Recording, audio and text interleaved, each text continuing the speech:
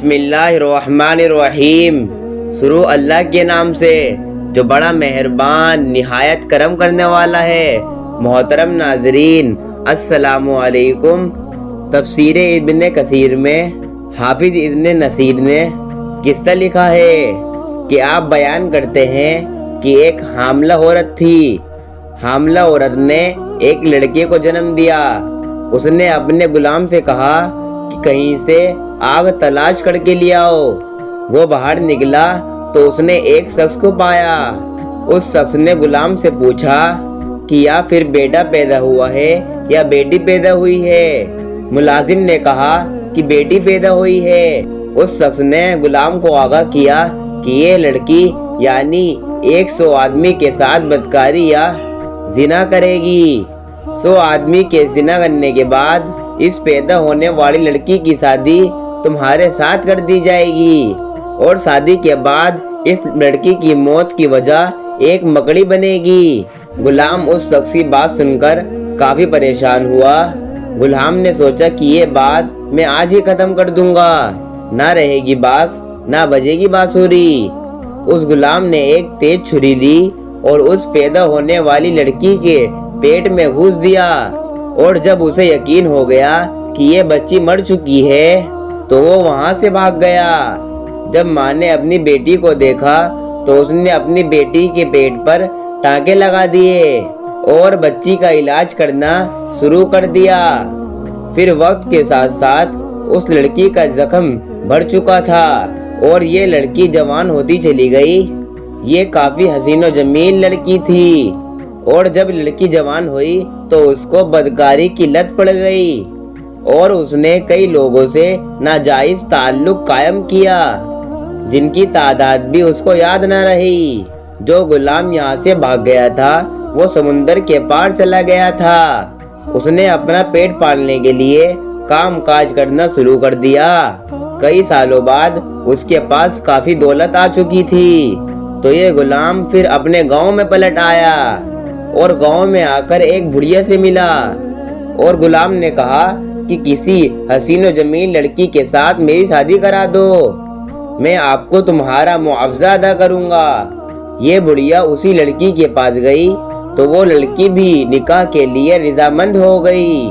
جب نکاح کر کے غلام اس لڑکی کو اپنے گھر لے گیا اور دونوں ایک دوسرے سے گھل مل گئے، اور اس لڑکی نے اپنے شوہر سے پوچھا کہ آخر تم ہو کون، کہاں سے آئے ہو؟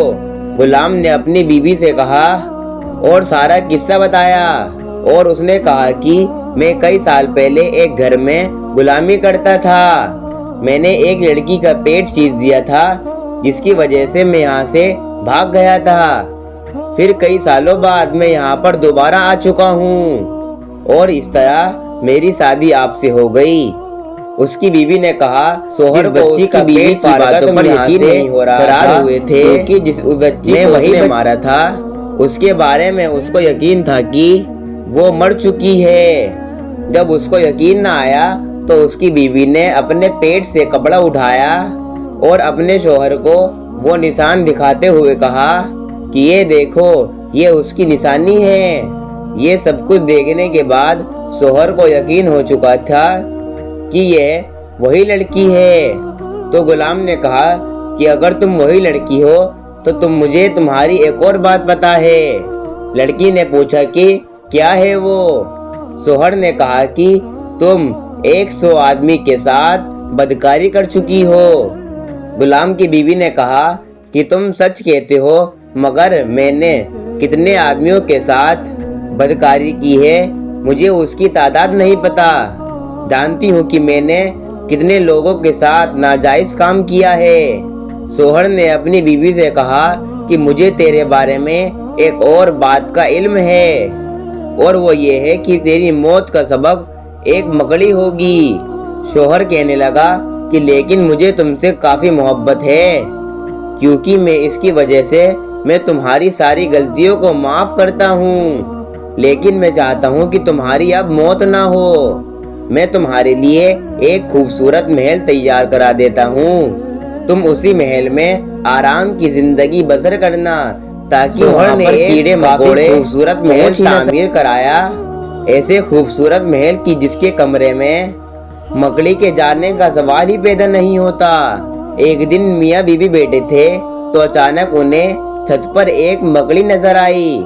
عورت نے اپنے شوہر سے کہا کہ یہ مکڑی میری جان لینے کے لیے یہاں پر آئی ہے نا، تو اچھا میں ہی اسے مار دیتی ہوں۔ بیوی نے اپنے غلاموں کو حکم دیا کہ اس مکڑی کو زندہ پکڑ کر میرے پاس لایا جائے، اور غلاموں نے مکڑی کو پکڑا اور اس لڑکی کے سامنے پیش کیا۔ اس لڑکی نے اس مکڑی کو اپنے پاؤں تلے مسل کر موت کے گھاٹ اتار دیا۔ لڑکی کے پاؤں کے انگوٹھے پر ایک زخم تھا۔ جب لڑکی نے مکڑی کو مسلا اور مکڑی کے خون کا قطرہ اس کے پاؤں کے زخم میں چلا گیا، جس کی وجہ سے اس کا جسم خراب ہو گیا اور لڑکی کے جسم میں زہر پھیل گیا، اور کچھ دیر بعد لڑکی کی موت واقع ہو گئی۔ انسان تقدیر سے بچنے کے لیے بہت کچھ کرتا ہے، لیکن حقیقت تو یہ ہے انسان اپنی تقدیر کو کبھی نہیں بدل سکتا جب تک اللہ نہ چاہے۔ اس لیے کوئی بھی تدبیر کرنے سے پہلے اللہ پاک سے گڑ گڑا کر دعا کرنی چاہیے، بے شک وہی اسے بدل سکتا ہے جس نے اس کو لکھا ہے۔